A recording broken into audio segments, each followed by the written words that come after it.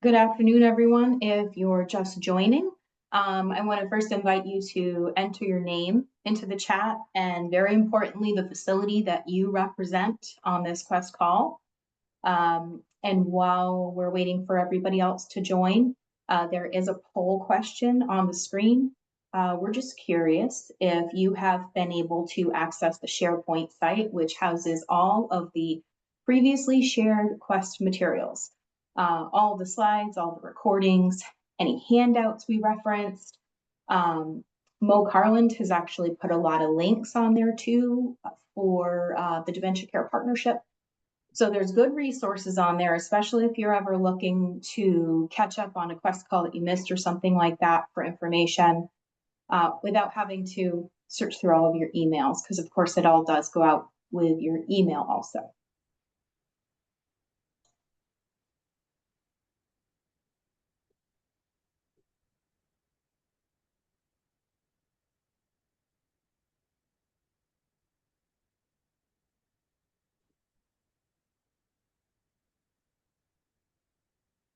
So far, it looks like most people have not tried to access the SharePoint.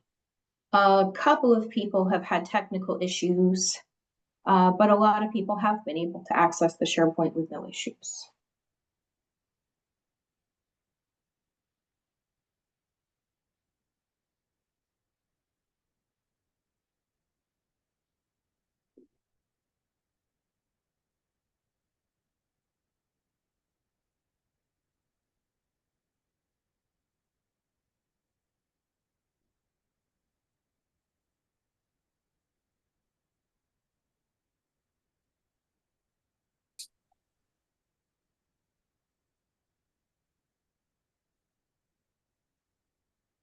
If you're just joining, again, we do have a poll question on the screen. Just curious if you have tried to access the SharePoint site, if you've had technical difficulties, or if you've been able to.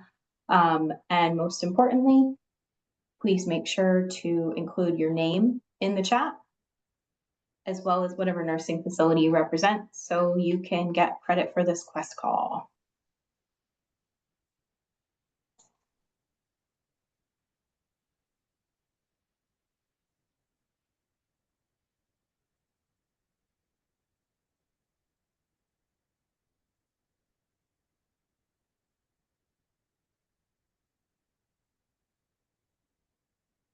Still have a few more people joining. We'll give it just a couple more minutes.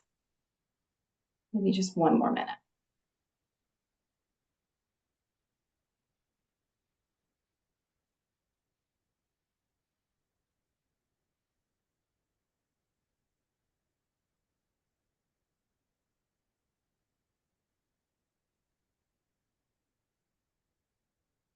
Okay, I have 101, so I'm going to end the poll question. And in case you're curious, I'll share the results too. So it looks like a majority, 65%, have not yet tried to access the QuEST SharePoint site, which is fine, especially if you don't need it. A few folks have had technical difficulties, and then about 25% have accessed the SharePoint site with no issues. Again, that's the QuEST SharePoint site. It houses all of the previous recordings, slides, speaker bios, chat logs, attendance records, all of that stuff. So if you're interested in accessing it, it's there for you. So without further ado, the waiting room is empty for the moment. I'm sure we'll have a couple more people joining. I want to welcome you all. My name is Amanda Nelson. Thanks very much for joining us. I'm the Long-Term Services and Supports Manager with the Office of Aging and Disability Services. Today, in addition to our esteemed presenter, I'm also joined by my colleagues from DHHS, Maine Healthcare Association, and Maine's Long-Term Care Ombudsman Program. We've joined forces to support nursing facilities through quality improvement initiatives known as QuEST. Stands for Quality, Excellence, Staffing, and Teamwork. As part of the new nursing facility reimbursement system, Maine nursing homes have an opportunity to earn a share of an $8.1 million quality bonus pool through a new value-based payment program made possible through the Nursing Facility Transition Fund. In 2025, that payment is based on participation in quality improvement initiatives as opposed to performance on the selected quality measures. So today's QuEST call does count towards your facility's participation requirements. In case you missed it or need more information on the QuEST partnership, you can send an email to oads.nfquality@maine.gov. We're excited to have you all here today. Again, to ensure you get credit for your attendance, we ask that you turn your cameras on and make sure that your name and the nursing facility that you represent are included in the chat. This is especially important for designated quality champions. Also, if you are an interim or if you are a proxy, somebody that's just recently been tapped, if we don't know who you are, we can't assign credit. So please don't miss that very important detail. All right, as a new feature, for today's call, we are offering certificates of attendance for licensed administrators attending this call, available upon request. If you would like a certificate for this call, please email oads.nfquality@maine.gov.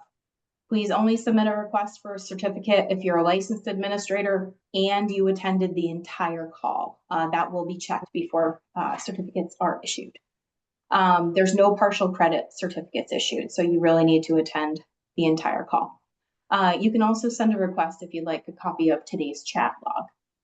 This meeting is being recorded. The recording, as well as the slides and other materials, will be posted on the Rate Reform website, which we can drop into the chat in just 1 minute. It will also be on the SharePoint site, as I referenced. And we will also distribute it to the QuEST members via email as per usual. If you're not already receiving QuEST updates, just email oads.nfquality@maine.gov. Our goal is to share information, but most importantly, to hear from you, our local experts on some of the best practices that you're implementing. You know, you are the local experts. So first up today, we'll hear from our national culture change expert, Joan Devine. And then we've left 15 or 20 minutes at the end for some good conversation. And then we'll get a quick little update from Olivia Alford from the Office of Medicare Services on the VBP program. So Joan Devine, our presenter today, is a registered nurse and a former activity professional with over 40 years of experience in healthcare, having served in leadership positions in long-term care and acute settings since 1990. Before retiring, Joan served as Director of Education with the Pioneer Network, where she led the development and implementation of educational programs.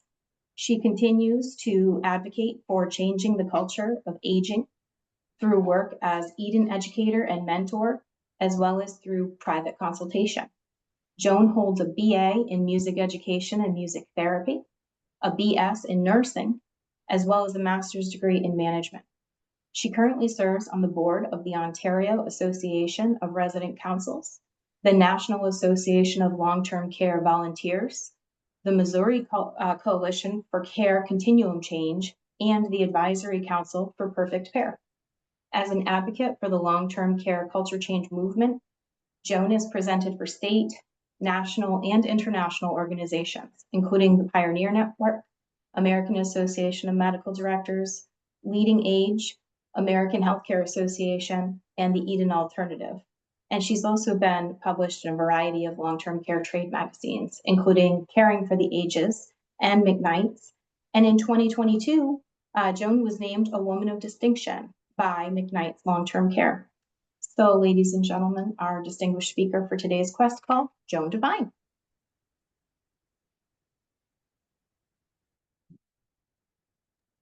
Joan, you're muted. I could have sworn I hit unmute. Okay, so that was my first faux pas. I think I have 2 left, and then I strike out. Thank you so much for letting me be a part of this. I am humbled to be considered an expert in this field, because truly you are all the experts, those of you who do this work day in and day out. And so it's a thrill to be here. I'm so pleased that my former Pioneer Network colleague, Margie McLaughlin, I think is here on the call as well. I will tell you as I present, I really would like this at any point, this to be a conversation. So I've got the chat open. So if you have a comment or a question or a Joan, you're nuts, you are more than welcome to pop that into the chat. I have a habit of going off on tangents.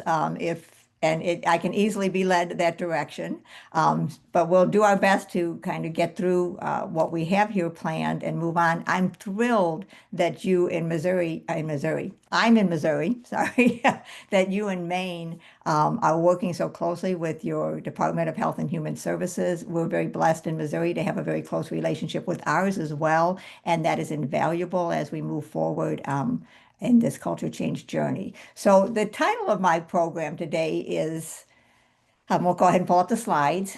It starts with why, the foundation of transformed culture. And the reason I chose that there we go. The reason I chose that title is that I think so many times, especially in this, and I hate to use the word industry, in this arena that we all work in, we are so task oriented. I know as a nurse, that's the way I was trained. I sadly believe that's the way nurses are still being trained. And I would love to see that, move on to something more. And I think we get so busy doing the what that we forget about the why. And then that influences the how. So I really want to focus as we go through the next hour, a little bit over an hour together, kind of popping in some things to make us really stop and think about the why, which really I think is what we need to drive forward. So I think the next slide is just my name, so you can just kind of pop through that one. So I'm going to start by sharing a little bit of the timeline of culture change. So how did we get to where we are today? So if you want to pop on to the next slide, Chelsea.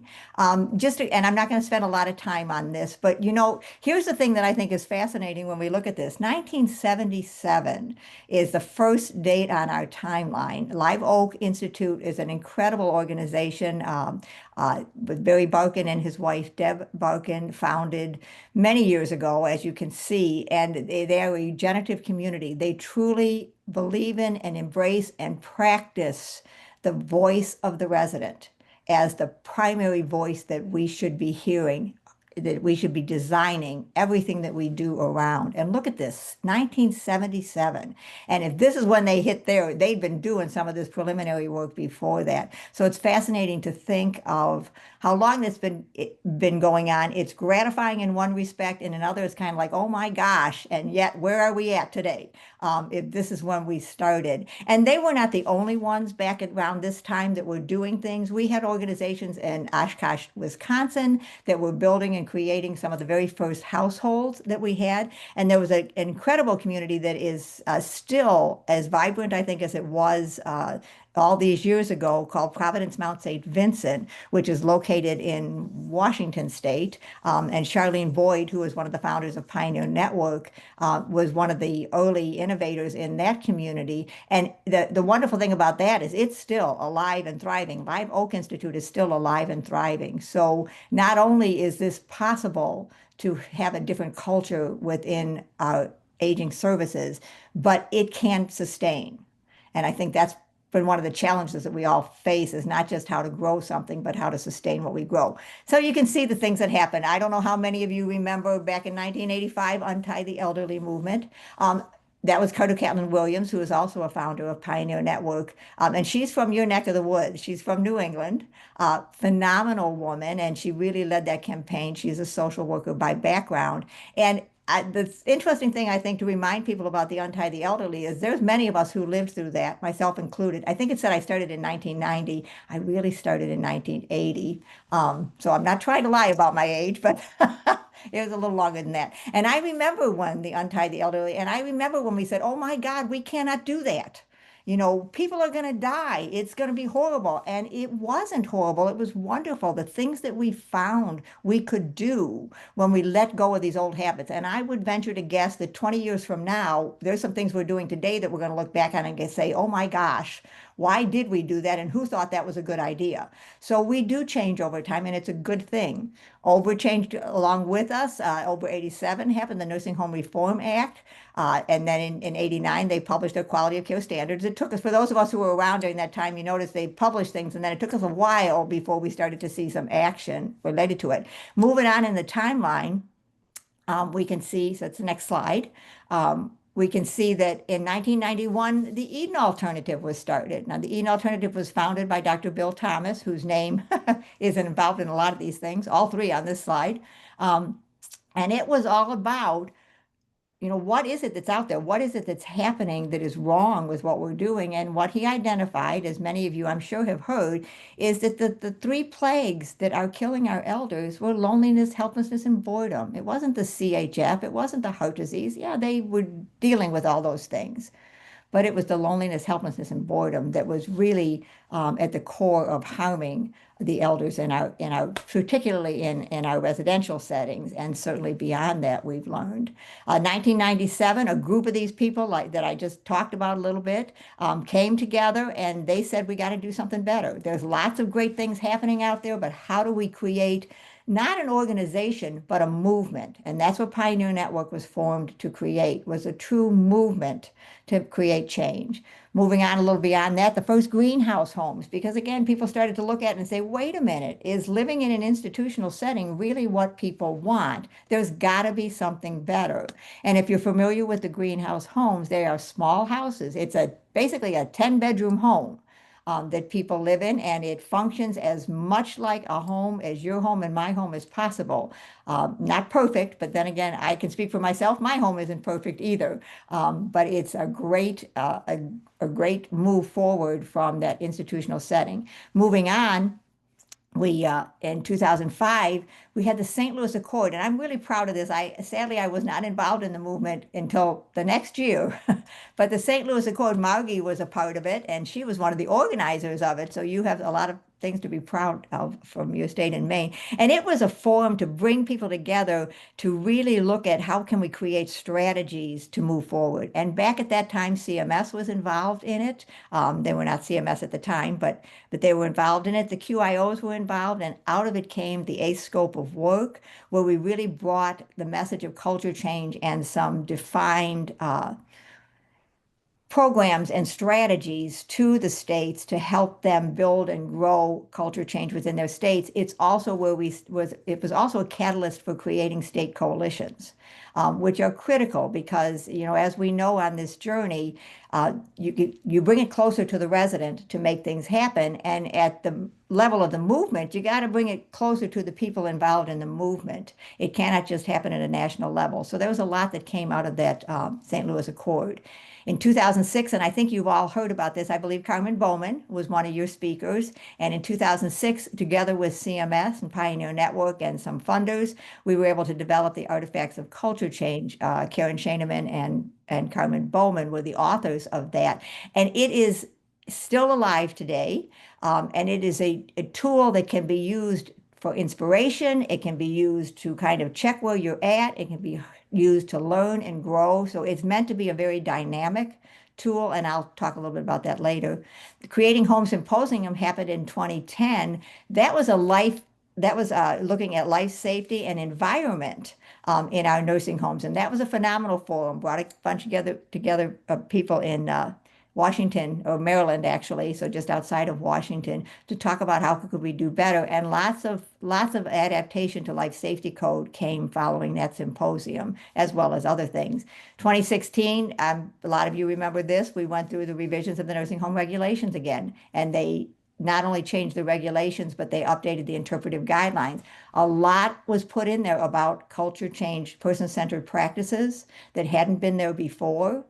Within the interpretive guidelines, there are references to the domains of well-being from the Eden Alternative, acknowledging the importance of that. So some really positive things happened from that. Moving on, we we kind of ran out of our fancy timeline because COVID hit, and but we kept moving. So in 2018, there was an update to the Artifacts of Culture Change, which again, I'm sure Carmen shared with all of you, and I'll share a link later on where you can get to it. In 2022, post-COVID, there was an alliance formed, bringing Pioneer Network into that alliance with the Greenhouse Project under the Center for Innovation. And the mission was to be the catalyst for person-centered living and empowered cultures in the community of one's choice. What we learned was what so many people learned through COVID is we needed that partnership because standing alone anymore was becoming very challenging for people. So we've been in that alliance now for 3 years and moving forward. Other things that have happened during that time, launching of the Moving Forward Coalition. And I would imagine many of you have been involved or seen or read some of the different initiatives from the Moving Forward Coalition, where they've really tried to help build and grow some quality practices, bringing experts together. And then in 2023, another organization, initially called the Einstein Option, and they just rebranded because that's what everybody's doing is rebranding, and they're now called Connected Communities. But that's a group that includes people like Barry Bargan, who I talked about earlier, and others who, as you can see here, their goal is to evaluating innovation in nursing home systems to end institutionalization. There have been for so long, there's been the talk of, do we want to live out our last days in an institutional setting? But again, we'll talk about that a little bit more later. So if we'll skip on to the next, what is culture change? That's a mouthful. And that's a hard one. So if you look on the next slide, let's start out with culture. So culture is the predominating attitudes, beliefs, values, and underlying assumptions that characterize an organization. On the next slide, you'll see a couple more definitions. So it's our attitudes, it's our belief, it's our customs. And when you think about culture, I think that the culture is something that just happens. It is who you are, and every organization has their own culture, whether we have a statement that says we do or not. We have our own culture. And the things that happen within our culture are often unstated things. It's nothing that we think about. It's just who we are, how we proceed each day, the things that are the beliefs that we carry on, the way we interact with each other. And I always share when we're talking about culture, I ask the question, how many of you, when you got up this morning, decided to put clothes on before you went off to work? And that is a factor of the culture that we are all a part of. In some parts of the world, you wouldn't necessarily put clothes on, but you wouldn't even think twice about it in our culture. It's just one of the things that's a part of the culture that we live in. And so when we think about the things that happen in our nursing homes, it's the same thing. There are things that just happen in your home because that's just the way you do them in your home. That's not to say that cultures don't evolve and change, because you can ask anybody who ever worked for me. I always tell them, don't you come back to me with the answer to why we do something is because we've always done it that way.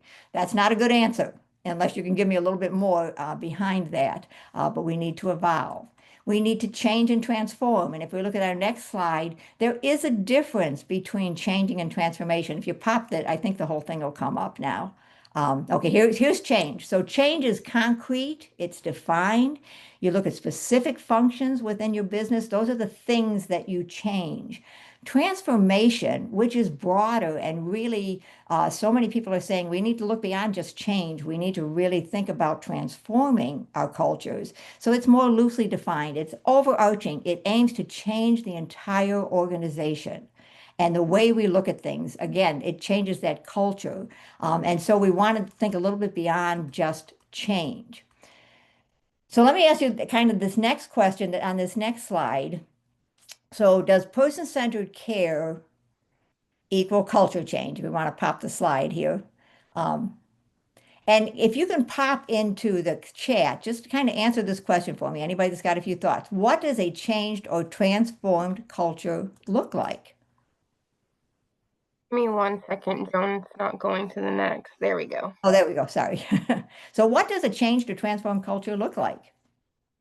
I'm assuming the transformation we want is toward person-centeredness, or we wouldn't be on this call. It's engaged, more responsive to resident preferences. Absolutely. Everyone participates, working as a team. Yeah. So lots of and teamwork. I love the fact that so far everything that people have popped into their atmosphere are not things. They are more feelings and attitudes and things that fit more in that transformation than just in that what we changed. Because it's very easy. Oh, not home like more home like instead of hospital. You're moving fast there. You're good. Resident directed lifestyle. So lots of those things that we look at when we talk about what does that transformed culture look like. And I think sometimes it's something that it feels. I mean, I don't know about you, but I can go into a community and you get a sense when you go into that community, it either feels good to you or it doesn't. And sometimes that has nothing to do with the environment itself, whether it can be cinder block walls in an old, traditional looking nursing home, but it has a feel. There's a warmth to it. And that's what we're looking for. Personalized care, absolutely. So let's go to the next slide. If we're going to make that change, let's look at where have we been. So in your culture of a traditional nursing home, go ahead and pop on the answers, an approach to care that retains or keeps those beliefs. And some of the things that we believe, sadly, in that traditional home are that we know best. As the administration, as the professionals, we know best, can be one of those beliefs.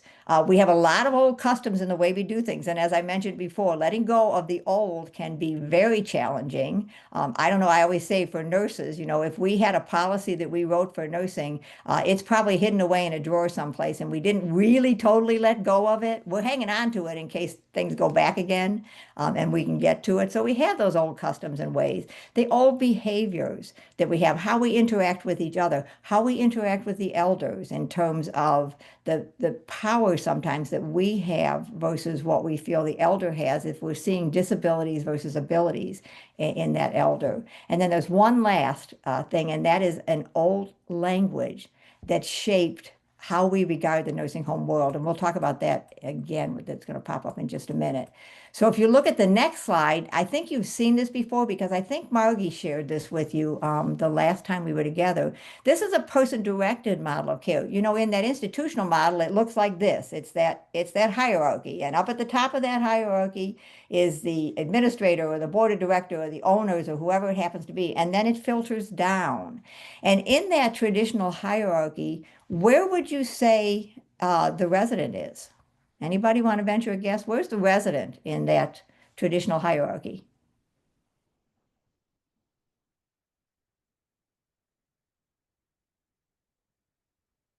Now, then this one, yes, you got it. This is the person-directed model. If I went back to that traditional pyramid in a very traditional home, now where is the resident? At the bottom, Jessica said at the bottom. I would venture to guess they're not there at all.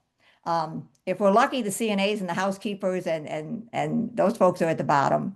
But oftentimes I'll bet you the resident's not in there at all. This is so much better. Look at this model. And it is correct. In this model, the heart in the center is the resident, is the elder. That's who we build our environmental practices, our care practices, our workplace practices around. Leadership embraces all of that. But we have the support of the community and family and government regulations and financial resources. Those are all a part of our organizations and our model, but they're not at the core of the model. And I think that's what's important. If you look at the next slide, this was what came out of that eighth scope of work. Oh, I'm sorry. You're going to have to keep pushing buttons. I apologize. I didn't take the animation off of this. You're going from an institutional model of care to that individualized model of care. That's our goal. Where we're starting, hit the next button here, and you'll see we're starting from risk prevention. It was all about preventing risk. That's why we tied people up because, oh my gosh, people cannot fall. And we were blind to what else we were causing because we did it right. People didn't fall. Other things happened and we could debate all of that. But, look at, are we looking more at health promotion? Are we looking more at the individual and what's right with them instead of what's wrong with them? Flip it one more time. And you'll see that as and I know Margie talked about this last time, that iatrogenesis, are we causing problems because of the good things that we're trying to do for people? Or are we looking at their highest practicable well-being, what people truly can accomplish? Not just what we think they can accomplish, but what they can. Go ahead and skip this next slide. and move on to the following one. This is kind of, the why we did things and how we've evolved a little bit. We used to be very provider directed. We made the decisions. We knew what to do. The residents worked around us. I set the schedule. This is what you're supposed to do. We moved on to staff centered, and that was a good thing in this continuum. We talked to residents, we talked to others to get them involved in decisions, but it didn't mean I had to do what they told me. It just meant I'm listening, and hopefully I'm taking some of that into consideration. But the staff is still accommodating a lot of what we have designed. We moved to person-centered, and now I really am looking at that person as the basis for my decision making. But the interesting thing in person-centered is that that person can be the center of what I'm doing. I don't necessarily have to actively involve them. I may just go out and I may ask questions, and then I bring it back into a meeting with the experts again, the pros, and then we come up with what we need to. So there's still a lot of accommodation, and the residents are accommodating around what the staff needs. We moved to person directed, and now I've really taken this to a much higher level. And this is for many people, this has been the top of this continuum for so many years. And in that person directed model, now the resident is at the heart of making decisions. Their voice is actively heard. And not just the resident's voice being actively heard, but our staff, our care team, our families. It's not just we go into a meeting with them and say, well, here's what we're thinking about doing. What do you think? Well, we know that a lot of staff will go, okay, that's fine. We're truly creating forums where what they believe, what they feel, what they know is right in there before we make the decision itself. I'm going to just briefly tell you there is one last piece to the continuum that has been put together at an incredible organization out in Colorado, Christian Living Community, and they have developed what they call the citizenship model. And that is really cool because in a citizenship model, if you think about it, as a citizen, you have rights and you have responsibilities. Everyone living in their organization is seen as a citizen, and you bring things to the table, but you are also expected to contribute. And it's really cool. I don't think many people have gotten there yet, and that citizenship model came out right around COVID. So you can only imagine that it didn't. But these are some of the whys of why we did what we did. Move on to the next slide. CMS gave us a why. And this is in the regulations. So the why we should be doing what we should be doing, why we should be creating a culture that is person-centered is because we need to focus on the resident as the locus of control, support them in making their own choices and having control of their own lives. That's something that I think most of us believe in. I can tell you as I'm getting older, this is a lot more personal and I truly believe in it. So let's move on and that journey to change the culture of care and services. We have a little poll we'd like you to complete. And the next slide tells you what the poll is. And let's see if we can get that poll launched. So I want to know how your journey is going. Let's see if there's a poll up there. Here we go. Here's the poll. So how's it going? Feels like you're pushing a 10-ton boulder up a hill. Feel like every time you take a step forward, you take two back. Not even thinking about culture change. It ended for us with COVID. We're making baby steps. Or ours is a well-oiled team, all headed in the same direction. So we'll give you just a little bit of time to answer that poll.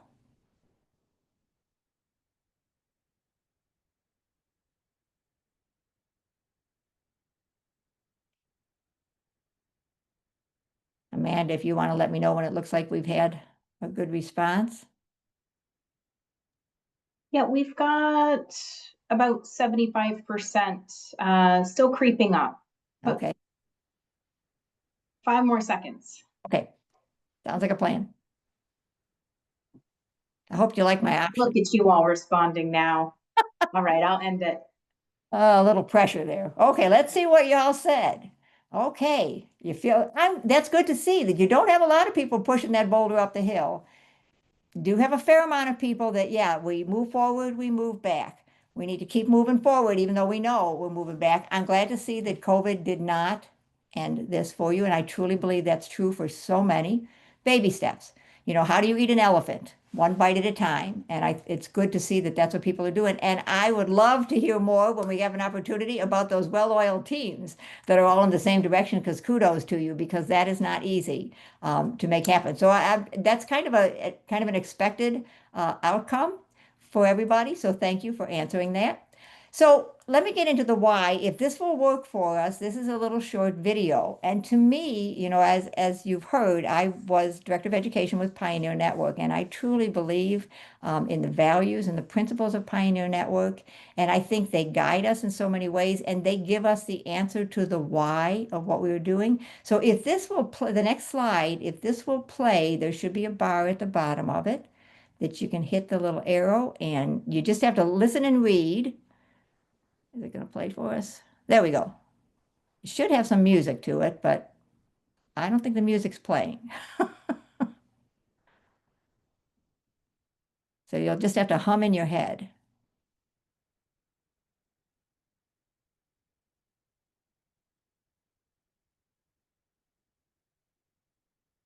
Unless we have any volunteers to hum out loud. There we go. I could just call random names. If it's in blue, it's an actual principle or value.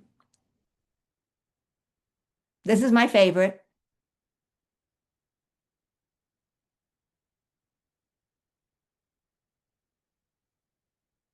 This is the hard one.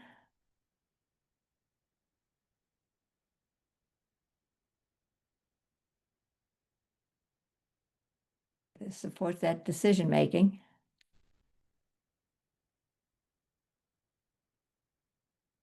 This is what we're after, grow that community.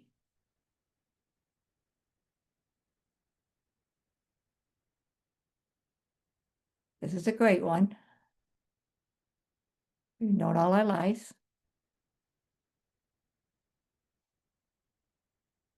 It's a little more fun when the music's playing. And we'll get you a link to this with the music playing. Yes, I'm happy to send out the specific link in the materials after through our email. Yeah, we'll get it for you. Sorry about the music. We make adaptation. That's what we do.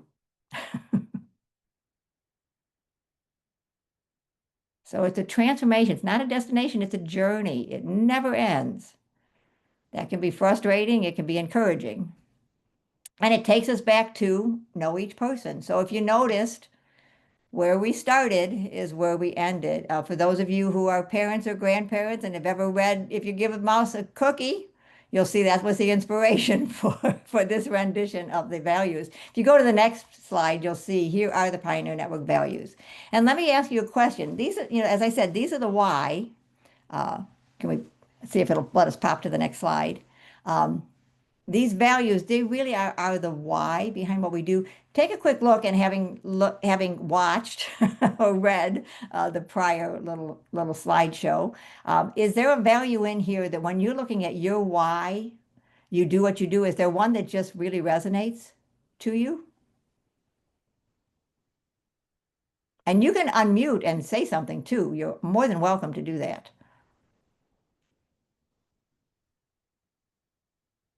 I told you my favorite one is risk-taking is a normal part of life. You get out of bed in the morning, you're taking a risk. If you don't get out of bed in the morning, you're taking a risk. So let us pick our risks. Relationship, absolutely. It is all about relationships. We've heard that over and over from so many people. Yeah, you can't hardly go to an inspirational talk and not hear that. Respond to spirit. Yeah, it isn't all about the physical. There's so much more. Do unto others. How do people want to be treated? How do you want this to look? Person before task, that's a tough one. Promoting growth. When does a person stop growing? Never, never. Absolutely, Deb, you are right. They never stop growing. And yet do we give people the opportunity to grow in our communities, whether that be the residents, the elders that we serve, or our teams. So those values can really be something to prompt some very interesting conversations with our team. It can really help us kind of understand what's behind what we're doing. I want to throw something else out there. And if you look at the next slide, something else that's really an important piece to, I think, to our why is, whoops, there we go, is looking at our language. So, the questions asked, do we have a problem with the language that we use in long-term care, in aging services? And this is a wonderful quote from years ago from Karen Scheineman, that over time I've come to realize how much the language we use is in need of replacement because it unintentionally demeans people, contributing to a hierarchical sense of us and them, or a dehumanizing institutional culture instead of a nurturing community with respect for its members. I think that definition is timeless. It's as relevant today as it was, and it was probably 20, 25 years ago that Karen first said that. Going into the chat, are there some words that we use that you hear that you kind of go, oh my gosh, why are we saying that? Why are we using that? And we want to pop some of those words into the chat?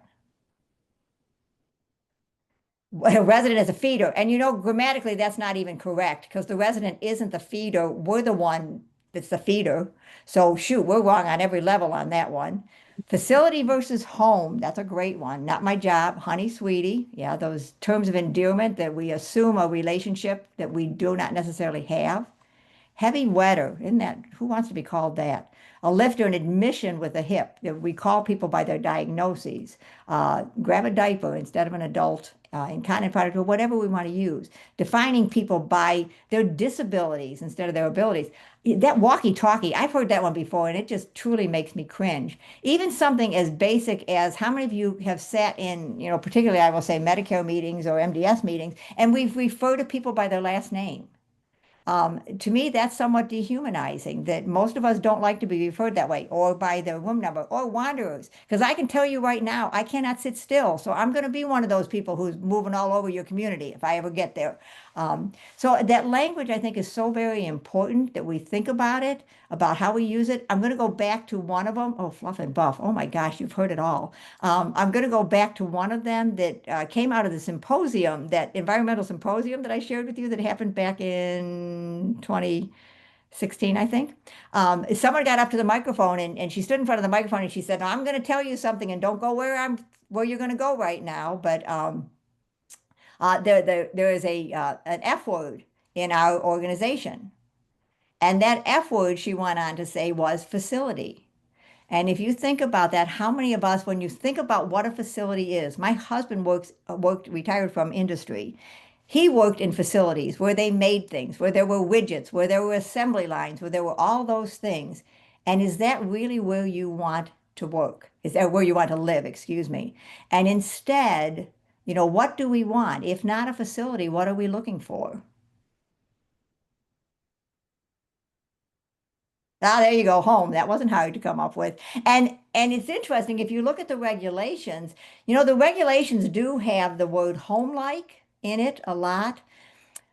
But I would venture to guess there's a challenge for us. The regulations really haven't taken it where it needed to be, because I will ask you this question. How many of you want your food to be food-like, or do you want food?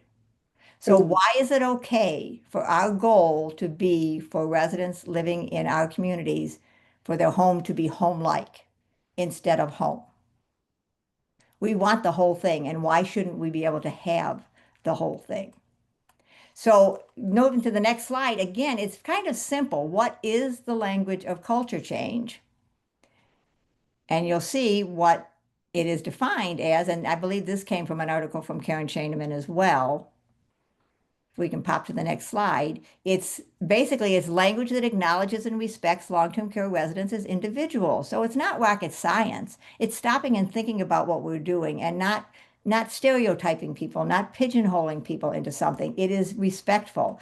Going to the next slide, the other thing I think you have to look at is it the word or is it the practice? So if you pop that, it'll actually come up on the screen.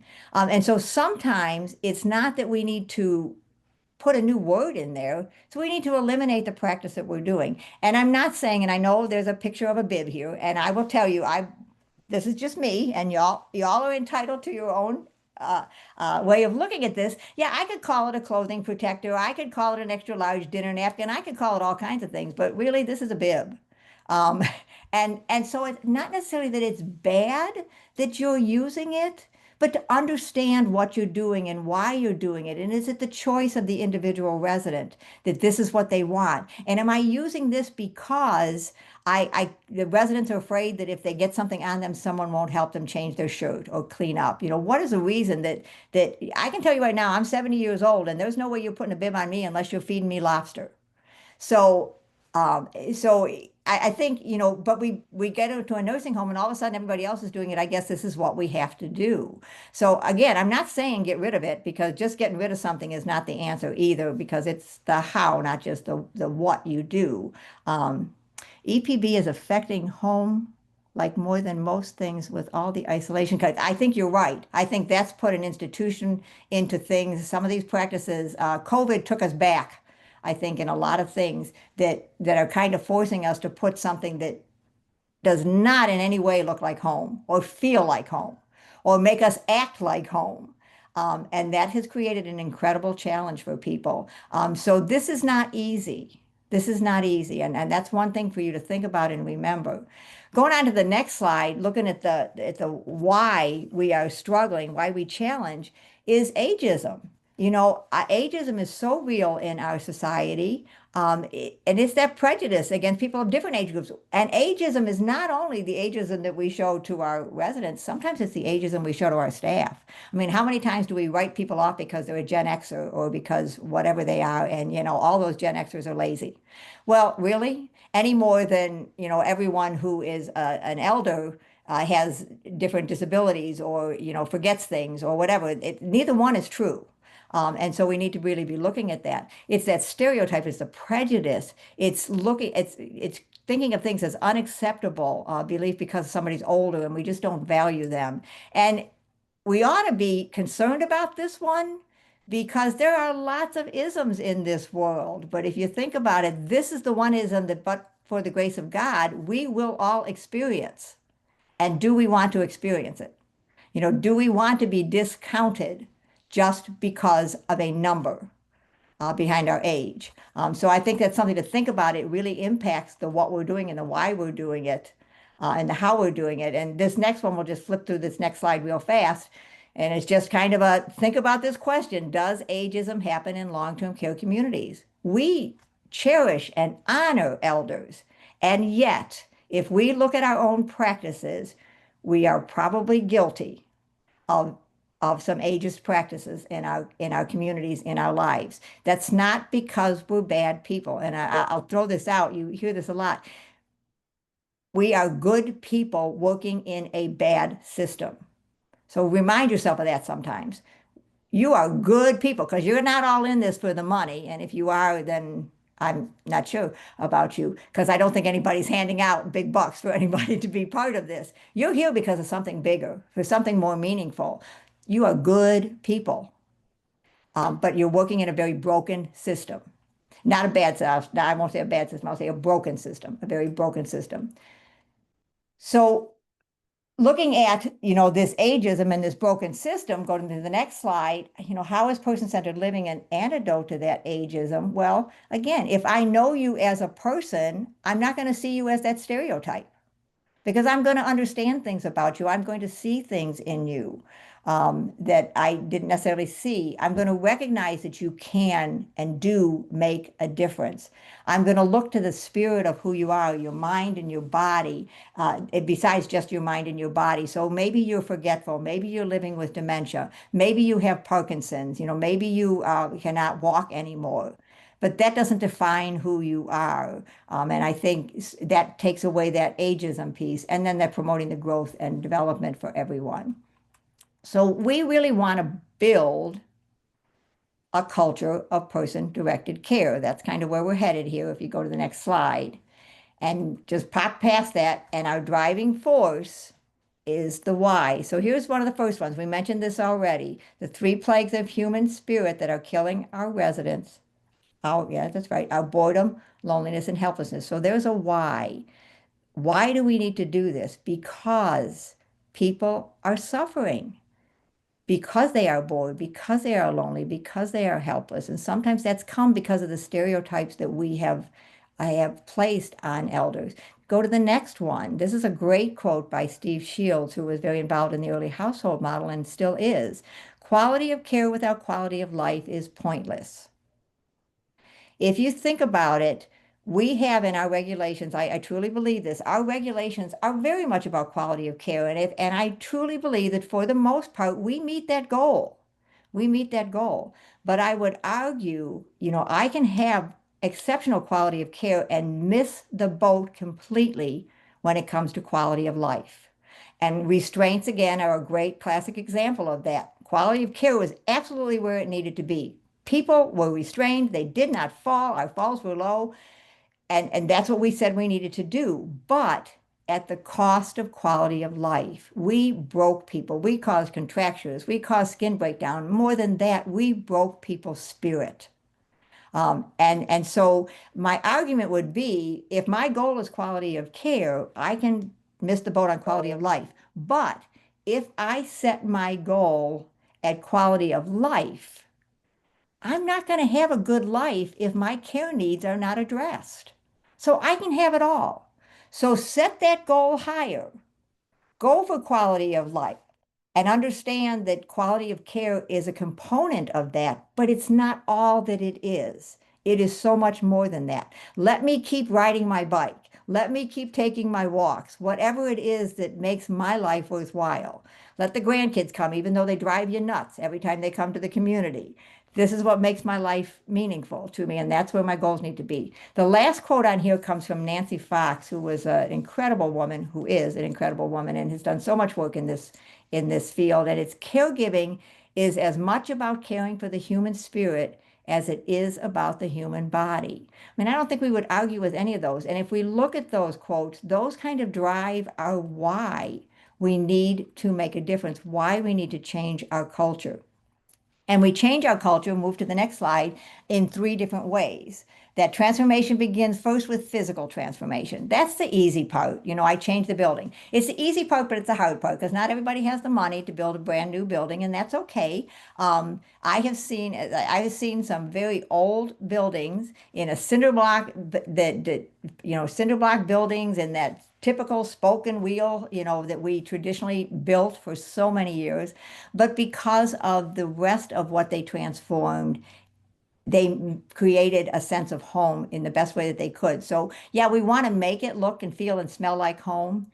But that's not all there is to it. That organizational redesign, that one is so important. And so many of you said this when you talked about what is person-centered care, is that decision making, bringing it as close to the resident and the direct caregiver as possible. And that's in your organizational design. So you have to look at how do you make decisions and who's involved in making decisions. And sometimes they can be a little slower because I can't just pop that decision off and go to my office and make that decision. I need to involve and engage people in it. And then that last one that we look at is personal transformation. This is the last of the three transformations we talk about generally, but it's the most important one because if you don't get it, if you don't buy it, how do you convince somebody else that this is important?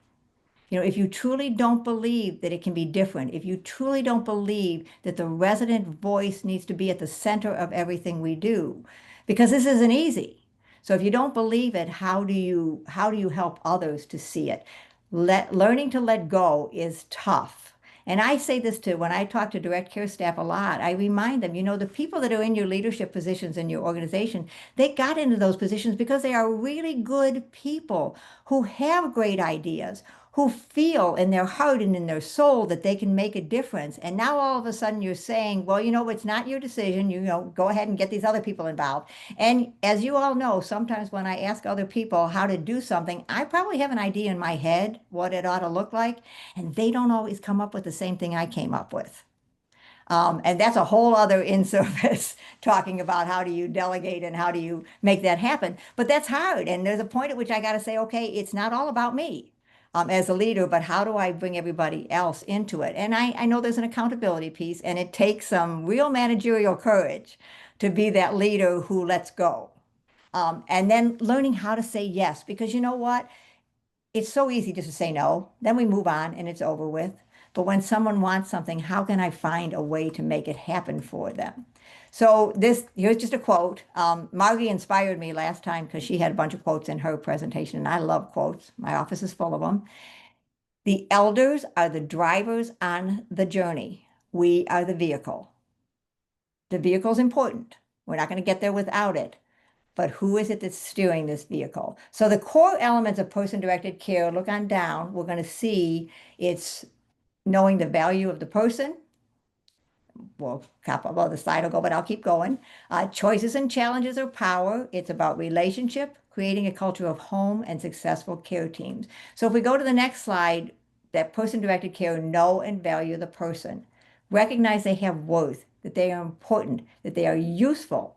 Being desirable and worthwhile is something that we all want, regardless of my cognitive level, regardless of my physical abilities.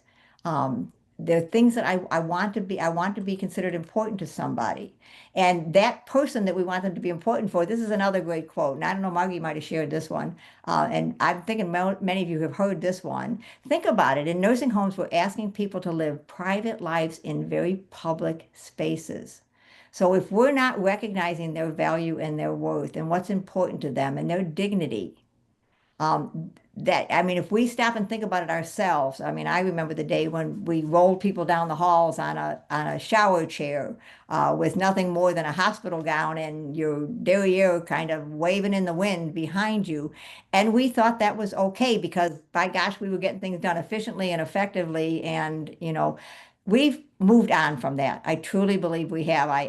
My gut is I would see it someplace, but not in most of the communities that I've had the privilege of being involved with and knowing people from, because we believe that it's got to be better for people. So what would I need? So here's a question for y'all, and this is a good question to take back to your staff. If you were to wake up tomorrow morning and discover you're living in a nursing home, look at the person next to you, or just look out into the boxes of people, and next to you, if they're and assume that they're going to be caring for you for the rest of their life, what is one thing, what is it that you would want them to know? So look at these questions. What do you want that person to know about you? What is most important to you about your care? What two possessions? Oh my gosh, this is a scary one. What two possessions would you bring with you? What would you be afraid of the most? And what would be intolerable? Okay, we're going to have Dunkin' Donut coffee shop in Barbie's community because she wants that. And it's not just any coffee, it's Dunkin' Donut coffee. That's important. Privacy. And privacy is different. It has a different meaning to different people. And so I have to understand what privacy means to you. Absolutely, I want a private room. College was my roommate, and that was bad enough. You got your puppy, Diet Coke, not coffee. Okay. So some of these things I think we could do. I think a question that's a real interesting one that we don't ask a lot is, what would you be most afraid of? What would you be most afraid of if you were the one that moved into that nursing home? That coffee maker, and we got to figure out how to let you have that coffee and say it's not too unsafe. Being dismissed. Cheryl, that's a great response. Yeah, that all of a sudden you don't matter to people. That is a scary thought. That is a scary thought. Not having my husband with you. Yes, Jen. Those simple, and it's simple, what we call simple pleasures are oftentimes the most important. I think be afraid of being lonely. And we can be lonely in a crowd, and we can be lonely alone. And again, that's a very personal thing of what does that mean to someone. So think about those things, what you need. And those are great questions to ask your staff. Sleeping alone after 30 years, that's an interesting one, Jessica. I like that. And to me, I'm afraid of sleeping on a twin bed and rolling out and falling because I haven't slept in a twin bed since I was in college. I mean, little simple things like that. Or afraid that somebody's going to try to tuck my sheets in when I don't like my sheets tucked in and it's uncomfortable and let them go. So let's move on to the next thing, choices and challenges. That creates power for us. And we all want that power. That power is that control in our lives. And if you think about, the old adage, who has the remote control in your house? That's an important question to people. And who's going to have that remote control, that decision making for me when I'm in a nursing home? The next one we talk about is it's all about relationships. And I don't think we need to spend a lot of time on this. It's the next slide. because I think we've already kind of crossed on this one again. It is about the relationships that we have with each other. It's about the relationships we have with the staff that are caring for us, or that are care partners to us. It's about our relationships to each other as residents, if we are the resident in the community, and how do we build and grow those? And the relationships to the family. You know, how many of you, I'm assuming, just like myself, have been family caregivers. And the interesting thing is those relationships change. And I think sometimes this is what it is, and so this is how we think of it, but it evolves just as our culture evolves. So I might have been a caregiver to my mom at one point, and then I become somebody a little bit different because now I have people in a community that can take on some of that role. And you know what? I get to be more the daughter again. But have we ever talked about that? Have I let go of the caregiving, or have you just assumed you're supposed to let go because I'm here now? You know, have we had those conversations to understand what our relationships now are and how that changes over time and how we can make the best of it? I love this answer. I have to say, I have a little ADD, I think. You know, have to wait in an extended period of time when I need to use the bathroom. I'm with you. That's probably the thing that scares me more than anything as I get older. Okay, so recognizing the importance. Here's another couple good quotes. Each of us can and does make a difference. If you notice that, that was a value. And then this other one, I think we've heard a lot. To the world, you may be just one person, but to one person, you may be the world. So that relationship is so important. I don't know again how many of you remember, because I'm showing my age in all of this, the day that we used to tell our staff, do not get close to the residents. Don't get close. You'll get hurt. They're going to die. You know what? If I'm living in a nursing home and I pass away, by gosh, I hope somebody cries. I hope you're sad that I left. I hope people notice that I am not there anymore. That's so important to people, and it's okay. And we're not, this is an aside, but I don't think it's the residents for the most part, who are afraid to talk about death. It's us. It's their family. They want to say something. They want to know that there is something that will live on. And that was just a tangent that I went off on. Sorry about that. Um, Looking at the next one is creating a culture of home. So I'm going to ask a question here. What does home mean to you? Pop it in the chat. If you had to describe home in a word or two, what would you say? Comfort, safety, family, security, peace, comfort, more of that. Warm, your recliner. Here you go, warmth, peace. Oh my gosh.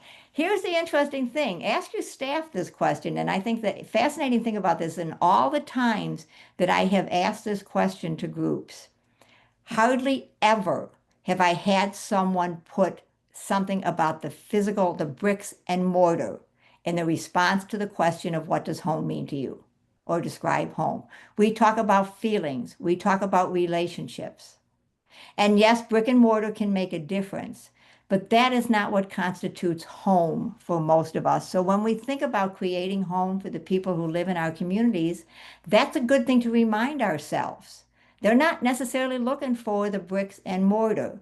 Those help, but they're looking for the relationships. They're looking for the feelings that we create. And we can create those in any kind of a building. So there's where our goal needs to be. And that comes down to the next one that we talk about, and that's those successful care teams. So it's building and growing that care team that truly gets the why, that gets all the things we've been talking about, and believes in bringing that to the work that they do every day. So those successful care teams, here's just a couple pointers for that successful care team on the next slide. They're grounded in those human relationships. That's what's important to them. They share information. We are not stingy with what we know. I'm not afraid that if I teach somebody else, then I lose my power, because here we go. I'm willing to share that power with whomever I need to share it with. I value creativity. We don't live in this little box. We need to think outside of that box. And I share in the team success and rewards. I celebrate when something good happens. I hope you all celebrate a lot. Because that's so very important. We get beat up so often by things that happen on a daily basis. You know, when our survey comes and, oh my gosh, it made us sound like we were the worst people out there. And we know that's not true. So are we taking those really good things that we know that are happening every day, sometimes very simple things, and celebrating those and rewarding everyone? and getting people involved. So this next slide just has a couple different pointers. Go ahead and pop it and let's get them all on there to how we want to get people involved.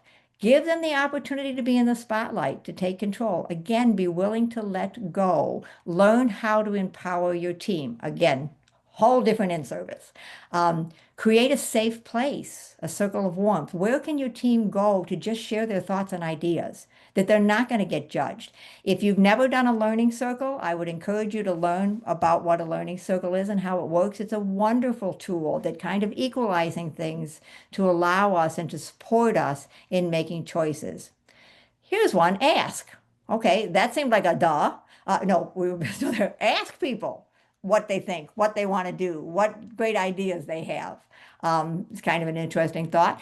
One of the things that I will do is, I'll say with getting involved, and it's not on here, one of the things I always advocate for, if you've ever been to a Pioneer Network conference, you would have found that every session we do, every room is set up in round tables. And that's because we want discussion, we want interaction. And I would encourage that when you have meetings with your staff, sit at round tables. Don't put people in rows in that classroom style seating where it's kind of me at the front and you out there.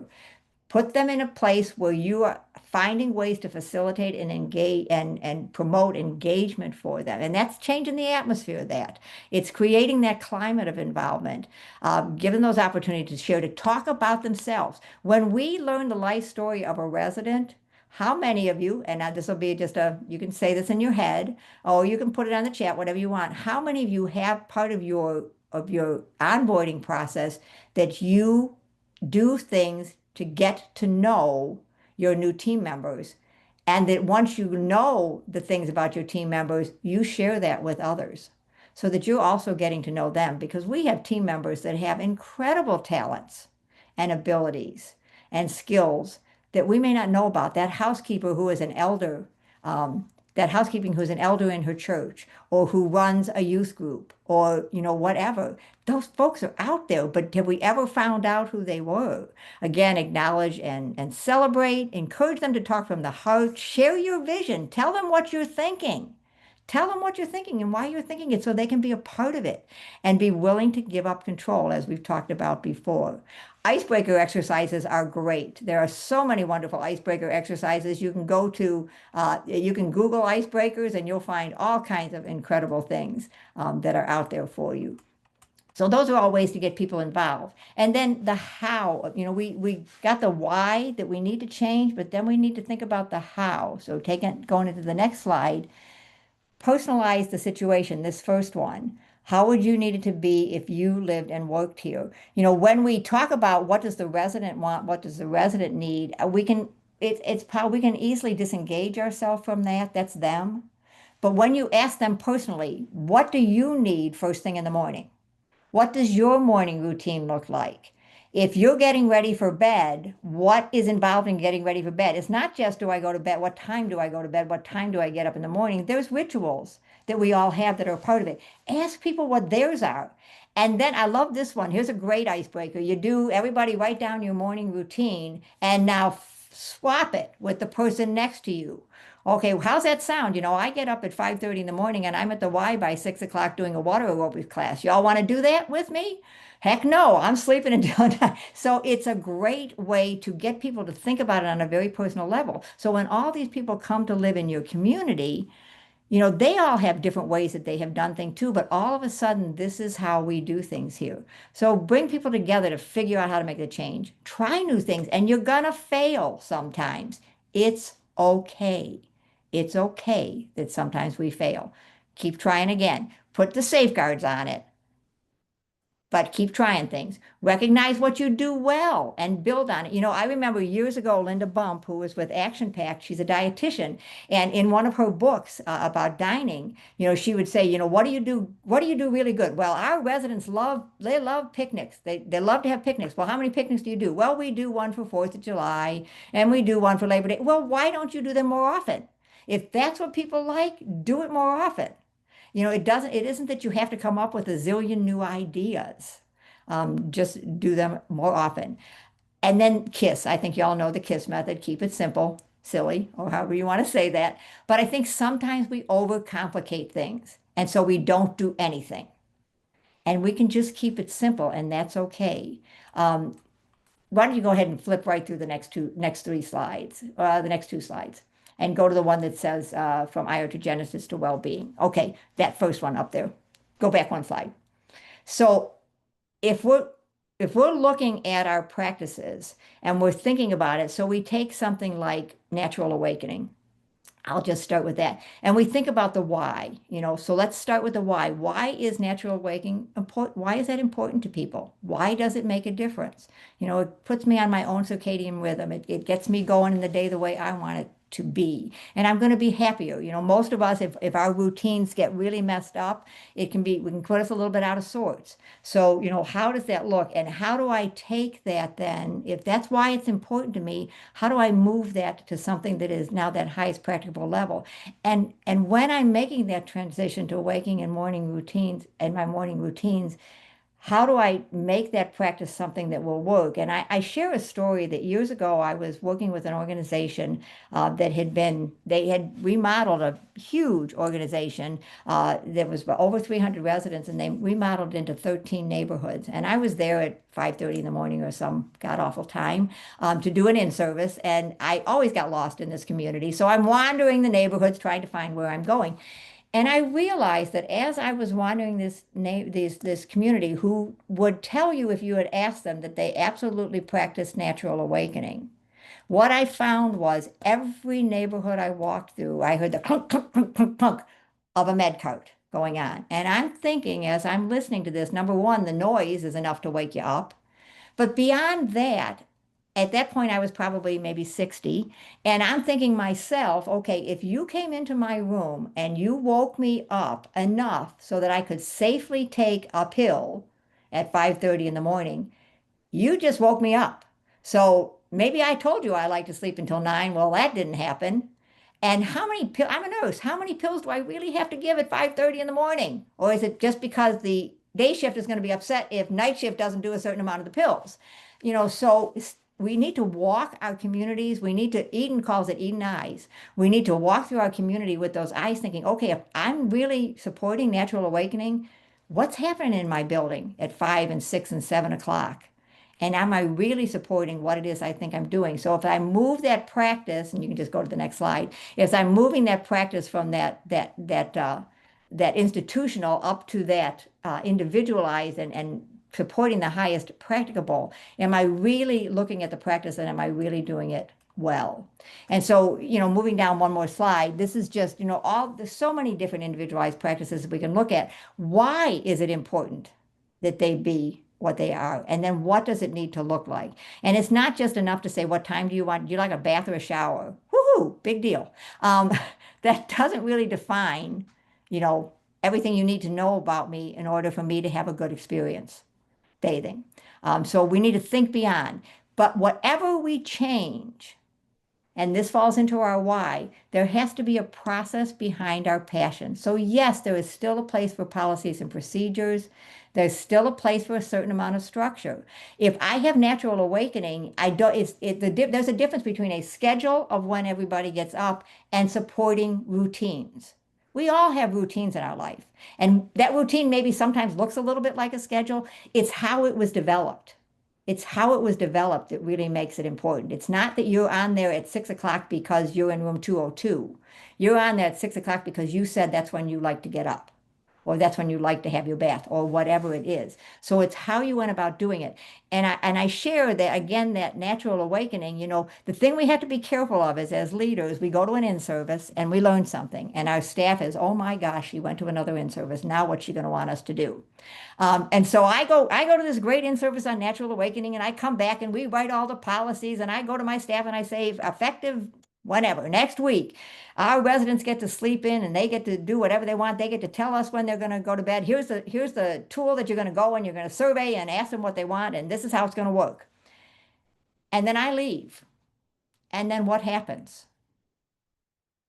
And I would venture to guess that more times than not, that get up list that never really went away, that's just hidden in the bottom drawer at the nurse's station, it's out again because Joan's gone. So it's not the what I did, but it's the how I did it. And if I want to make this change if I want it to sustain, my how has to be engaging. I come back from that in-service and yes, I'm going to share this exciting thing that I just learned about, but we're going to share it in a conversation. And we're going to do some exercises talking about the value of being able to get up or go to sleep at the time that you want. And we're going to brainstorm, what does that look like for our staff? What does that do to you if these are our shifts? How does that impact the work that you're doing? And how can you help me so that together we can design something that supports that natural awakening, but does it in a way that it is respectful and supportive of you as the team too. And if I build it and grow it that way, there's no guarantee it isn't going to go away, but I think I have a lot better chance that it can happen because I've done it together with you and I've then found ways you're going to help me define as a team, how do we communicate this to people? How do we keep this alive and well? The next two slides are some just easy communication things. We all do life stories, right? And too many times that life story gets written. So I know all about the resident. Well, at least I know some basic things about them, but then it goes in a chart and not everybody looks in the chart or it goes wherever. Here's some real quick, easy ideas. This is one that I had a community do, and there was a picture of the resident in the middle, and they hung this outside their door. And each one of those pictures just said a little bit of the resident's story. And I know it's small to read. Go to the next one. This was a really simple one here. Word out, you can get word out online and it's free. And I love that price. Free is a great price. And so we created, one of our life enrichment person took some key things that were in that person's life story, took some key words and turned it into a word out. And this picture was hung outside their door. Okay, there's nothing on there that violates HIPAA. There's nothing that personal in here. But it gives me something that if I went in and I met that resident, wow, 4 sisters. Tell me about your sisters. It gives me something to start and build and grow a relationship with that person. And how cool is that? And how hard was that to do? So I know I've got to wrap things up. So let me just wrap it up with just a couple slides here. It starts with us. Here's the next one. You know what? We can talk about everybody who's involved in this, but guys, we all have to look at ourselves because it truly does start with us. We are the leaders in this movement. And it doesn't matter whether our title is a former leadership title or whether it is anybody in the community, because we're all leaders. Here's 2 great quotes. Leadership is a dialogue, not a monologue. Okay, there's rocket science. And it's not the private reserve of a few charismatic men and women. It's ordinary people are leaders. More people are grown and trained than people who are those natural leaders. The data has shown us that. And I love this next quote. It's not just about doing new things, but about stop doing dumb things. If it's a sacred cow, if the only reason we're doing it is because we've always done it that way, then please shoot that cow and put him out of his misery or her misery. But move on. And then once you shot that cow, go have a barbecue and celebrate that, that the cow is gone and we can do something else. And it's about listening and asking the right questions, not providing the answers. And I think that's something that's hard for us as well. We know what we think it ought to be, and we're right there in there with the answer. Even when we know the answer, sometimes the smarter thing to do is not say it right away. Go out there and see if you can't start to get those answers from your team, and then you augment that, and then you bring those things in, and you keep them. You're steering the ship, so you're still going to do that. But we need to give people an opportunity to answer. And when we first start out, you're going to get a lot of blank stares. You're going to get a lot of deer in headlight looks. And you're going to feel like you're pulling teeth to get people to, be involved and be engaged. Don't give up. Don't give up. And then this last quote here, are we seeking true commitment to change, or are we seeking and getting only compliance to change? And do we understand that there's a difference? So here, I love this next slide here. You've probably seen this before. Here's our butterfly. Are you a butterfly? Have you truly transformed? Or are you just a caterpillar with wings? And so I'm going to go ahead and go down to the slide with the blue, the people talk. This is a quote, that I've been saying that caterpillar and butterfly with wings for a long time. And about a year and a half ago, I saw this, they did this in a sermon at church. And I took a picture of it and I've been using it ever since. People talk about caterpillars becoming butterflies as though they just go into a cocoon, slap on wings, and are good to go. Caterpillars have to dissolve into a disgusting pile of goo to become butterflies. So if you're a mess wrapped up in blankets right now, keep going.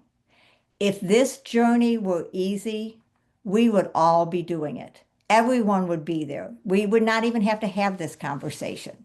It is not easy. There are truly sadly, there are a small percentage of nursing homes in this country that really have transformed their cultures, that are truly practicing the things that we believe need are the right things to do for the elders, for the residents we serve.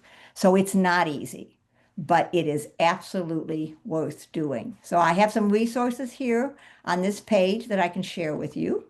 And we can send this out, and you'll get a copy of the slides. So you'll have that. That's on the resources page. And then the next page, I had to put in a plug because this is how we learn too. We learn from each other. This is such an incredible forum. Building and growing your state coalition, I think, is such a valuable thing. And I truly believe that for all of you, you will find such great worth in it as you meet people who are doing wonderful things. I just throw out there the Center for Innovation with Pioneer Network. I always tell people conference. The Mobilize the Movement's coming up August 11th to 14th in my hometown of St. Louis. So I would invite you to come and visit me. Maine is on my bucket list, so put St. Louis on yours. But it's just one of my favorite quotes from a conference was where somebody said, "I found my people." And that's what you're finding here too as well. So that's closer to home. I will tell you when you go to the website, we'll put a link to the conference site. It's up there already. There is also a virtual option for the conference. So we would love to have you come to St. Louis, but we'd also love to have you join us just like this through the airwaves. And I think I'm 3 minutes over. How am I doing, Amanda? We're a little tight on time, so we probably should get to a couple more items, but that was really terrific. And I want to say the stuff that you all put in the chat was really provocative and thoughtful. So that said, I first want to open up the floor so that we just get at least a few minutes to converse among ourselves. And then we'll have a quick update from the Maine Culture Change Coalition and a quick update from the Medicaid office. And we're still working to end on time.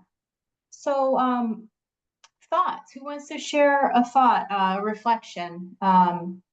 It can be something that you already shared in the chat or something fresh.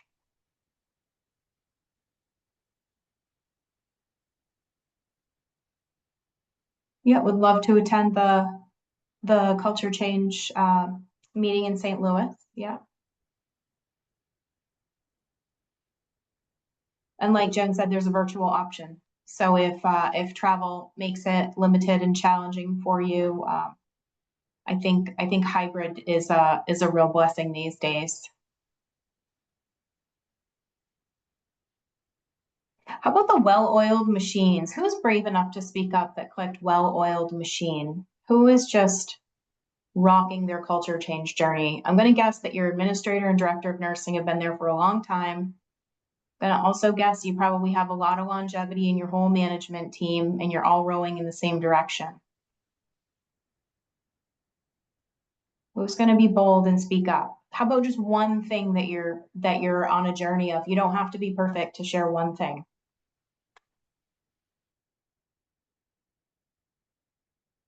Amanda, it's Steve with St. Andres. We went with the Montessori method a few years ago, and we're still implementing it, which is all about person-centered care. But we hold regularly scheduled weekly meetings with the staff, and we also include the residents. So they have an input as to what they want to see in the facility, what changes they'd like to see, or what's going well. And that for us is gone very. They actually look forward to the weekly meetings that we have.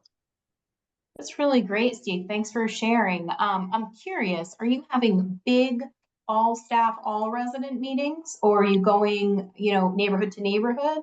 We're going neighborhood to neighborhood. One week it's on one neighborhood, the next week we go to another neighborhood. Yeah, makes it a lot more accessible for people to join. It does, for employees and the residents.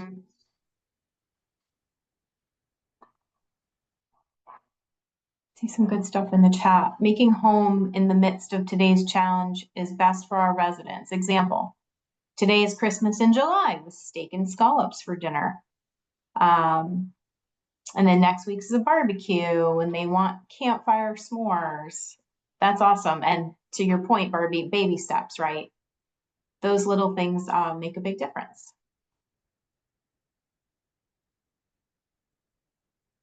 The journey can be a challenge for leadership and frontline equally.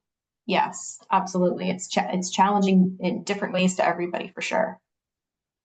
Hi, I'm Laura. I'm the social worker and admissions coordinator at Piper Shores, and I just wanted to share something we are kind of newly doing.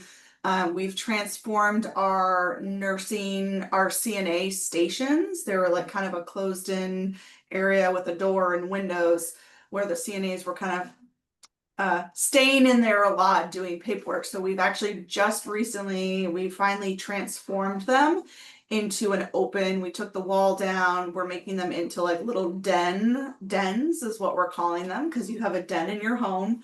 So we're calling them little dens, and we have, they're going to be like engagement stations that we are working on with the residents. So they're just in the process of getting kind of finalized, and then we are slowly trying to fill in all the stuff that we're going to do with them. And then in the next couple weeks, we're going to be training their staff to really how to use the materials in there to engage residents. You know, right now we have a table that can be adjustable up and down. We have like a little cube thing with so we can store all kinds of different, we got a lot of sensory items. We have like a little jellyfish tank thing on, you know, like a little fake jellyfish thing. So all kinds of stuff. So it's exciting because it's all new, and so we're going to be kind of working on that in the next couple weeks to get the residents more engaged with the staff too. Laura, you're speaking to my OT heart. I was just thinking that is a therapist's dream. That's amazing. But hopefully the nursing staff are using that regularly, or will be with residents too, because you don't want it just happening on therapy time. Yeah, no, it's been really fun to like buy we bought like a bunch of new different books, knowing our residents what they might find interesting. We got like a one idea I had was like a light table with like different things you can use on it, and just different ways to really engage some of our residents that are, you know, more closer to their middle to late stage with dementia, that may not be able to verbally converse back and forth, but how can we engage with them in a more positive way? And right. And sometimes get missed in your activities program and things like that. So that's really terrific. Yep. So more to come. So I want to encourage, if you all have other thoughts, you know, please feel free to enter them in the chat. I'm going to forgo our culture change update on this call, and I'm just going to push that to the email. So when we send out the broader email, keep an eye out. If you're interested in joining Maine's Culture Change Coalition, all you have to do is just let me know, and you can be invited to the next meeting. But I'll give a better summary in the email. For right now, I just want to leave a few minutes for Olivia Alford from the Office of Medicaid Services to give us a little update on VBP for 2025. Olivia, do we have you here? Yeah, I'm here. Okay, the floor is yours. Okay. Hi, everyone. So I just wanted to give some updates. Amanda and I talk all the time, so I know that there's been questions and interest in some of the topics about the value-based payment provision for the nursing facility reimbursement. And just want to provide a quick summary of where we are. So right now we're taking good stock, and Amanda will be the one to communicate back with you regarding where your facility is in meeting the requirements for the 2025 quality bonus pool. So we know we've been questions of, am I on target to get the funds dispersed? You know, making sure that you've gotten credit for the time you put into these calls and your Health InfoNet conversations. So we're gonna, via Amanda, she's gonna be able to communicate with you all where you stand to make sure you know to attend remaining meetings, and to make sure you get those hours in for the year. The plan has been that, the requirements kind of wrap up in October of 2025. So that at that point, we'll be able to say yes, the facility qualified or not. And then we'll be able to make the payment by the end of this calendar year. So that's that last quarter of 2025 is when you would receive the payment. We'll give more details in the future about like what that payment will come through as, so you know that it's to track it and to see the amounts. So we'll cover the kind of details of the literal process at the next value-based purchasing call, I think in August. And then other things that we are definitely tracking are just on the feedback that we've received ongoing. Great conversation in the June call, I believe it was, about CoreQ. So we're still on target to propose a rule that will talk about the next 2 years of the quality bonus pool, the 2026 and 2027, as well as other parts of value-based purchasing that kick in for 2026, such as like withholds. So we'll kind of refresh on all those topics for 2026 and 2027 at the next call in August as well, because we've really been focused on 2025 up until this point. But now that we're already almost in August, we want to make sure everyone's prepared for what 2026 and 2027 look like. And we'll provide some details in August, but there'll still be a proposed rule coming out that gives like full details in August, September timeframe as well. Did I miss anything, Amanda? No, I think that was a good summary. Just a little more information for you all. And then of course we'll have more information at our next call in August around AVP, and that's PBJ pitfalls. So that'll be good in really maximizing your staffing and making sure that you're not getting artificial nursing staff turnover and things like that. So more good stuff to come. Thanks a lot, Olivia. Okay.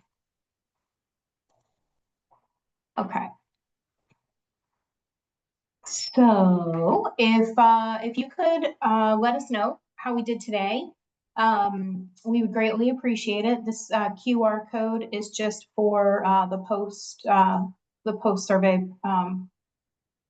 the post call survey. Sorry. We really appreciate everybody coming today. You all had some really great insights and feedback, and we want to keep working with you on that. So this just helps us kind of gauge what's going well and what we could improve. If you give me just 1 minute, I will also drop it into the chat if you can't use the QR code. After this call, if you have any other questions related to QuEST, please send them to oads.nifquality@maine.gov. Today's recording and slides will be posted on the Rate Reform website. I dropped that in the chat earlier. If you want to, you can save the chat right here, or you can request it from that email.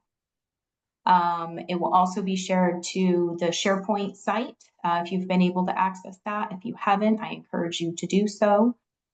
There's a lot of really great materials on there, and more after each call. As always, we'll send out the slides, speaker bios, and any other materials, as well as that Culture Change Coalition update for Maine via email to all QuEST members. So that is it for today's call. I'll stay on for just a minute so I can drop that link into the chat for the survey in case you can't use the QR code. But thank you again, everybody. We appreciate it.